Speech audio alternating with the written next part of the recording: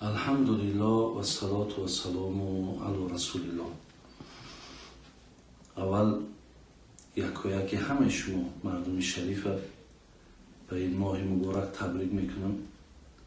баъдан бародарони азиз ва гиромӣ, иншоалло мақсадам ин буд ки дар ҳаққтон ва дар ҳаққи миллатон, дар ҳаққи ватанам дуогӯ бошам ва ҳамеша дуо мекунам.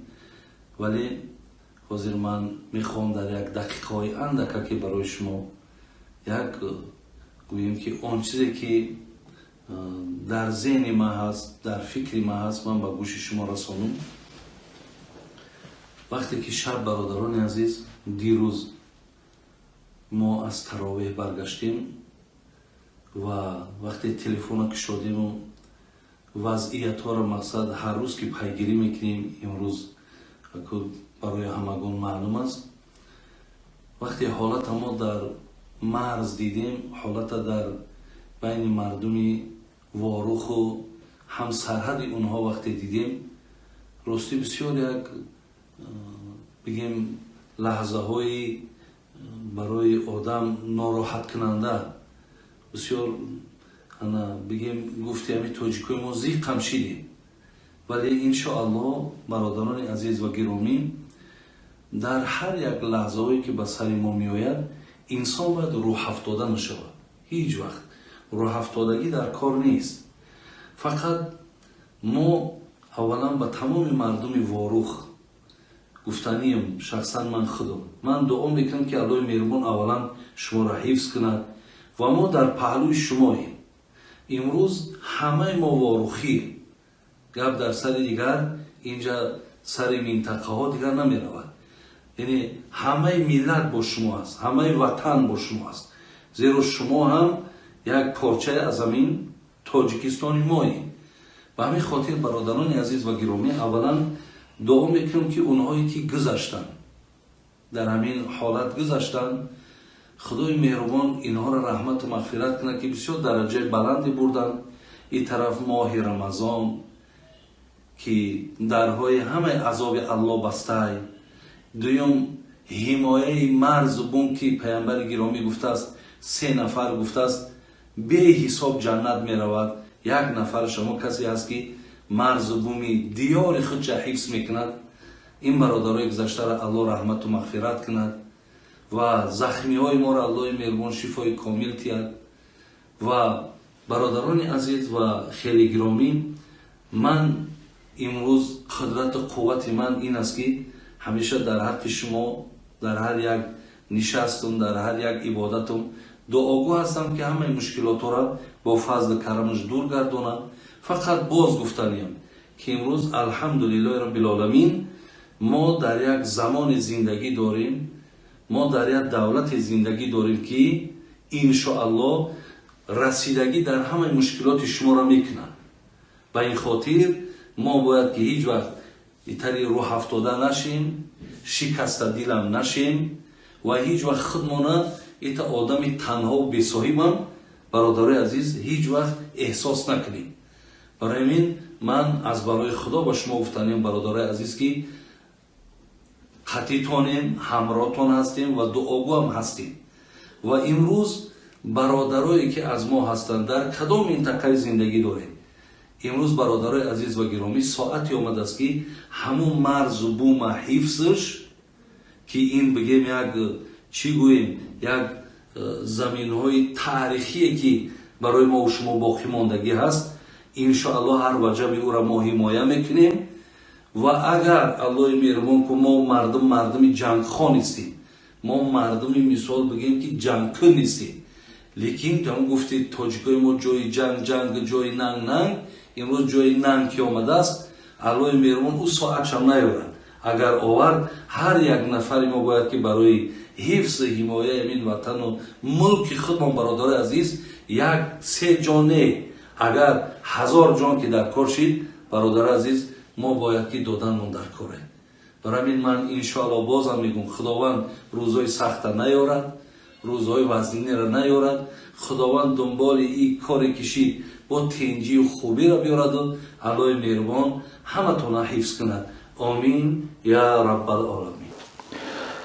أعوذ بالله من الشيطان الرجيم بسم الله الرحمن الرحيم حمدا كثيرا لمن خلق الإنسان وعلمه البيان.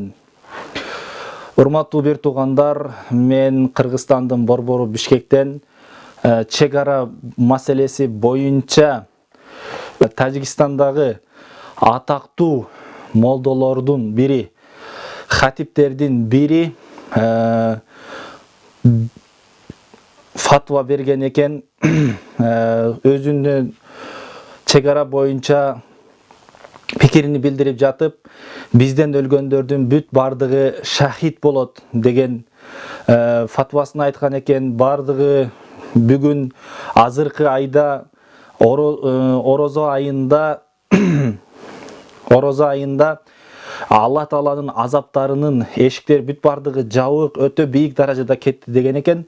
Мен ушуларга тажик тилинде рот кайтарып коюуну, жооп кайтарып коюуну туура көрдүм. Эч качан момун менен момун экөө бири-бирин өлтүргөндө эч качан эч кимиси бейишке түшпөйт. Анткени Аллах Таала Кур'ан-ы Каримде мынтип айтат: وَمَنْ يَقْتُلْ مُؤْمِنًا مُتَعَمِّدًا فَجَزَاؤُهُ جَهَنَّمْ. Ким момунду иман келтирген пендени атайылап өлтүрүп кое турган болсо, анын жазасы бул тозок. Халидан фиха. Анда ал түбөлүктүү калат. Ва гадибаллаху алейхи. Ага Аллахтын каары болсун. Ага Аллах ачууланды. Ва ла'анаху ва а'адда лаху азабан азиман. Аллах аны каргыштады, наалат айтты, жана ага өтө улуу азапты даярдады дейт. Радия ба Хочи Мирзо.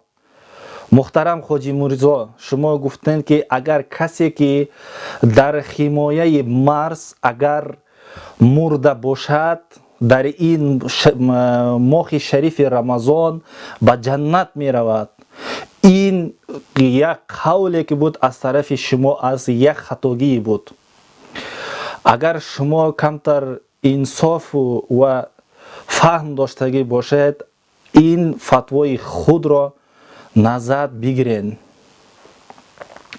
Чунки дар амин Қур'оне ки мо мехонем, дар амин Қур'онда Худои Таало дар сураи Нисо ояти 93 гуфтааст ки астаъузу билlah وَمَنْ يَقْتُلْ مُؤْمِنًا مُتَعَمِّدًا فَجَزَاؤُهُ جَهَنَّمْ. کسی که یک آدم ایماندار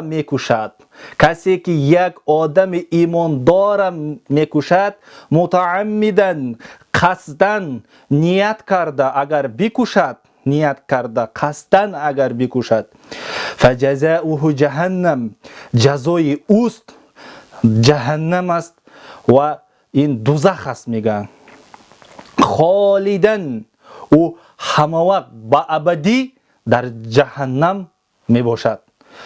و غضب الله علیه و غضب خدا بر اون بود، بر اون کسی که مؤمن آدم ایماندار می کشد.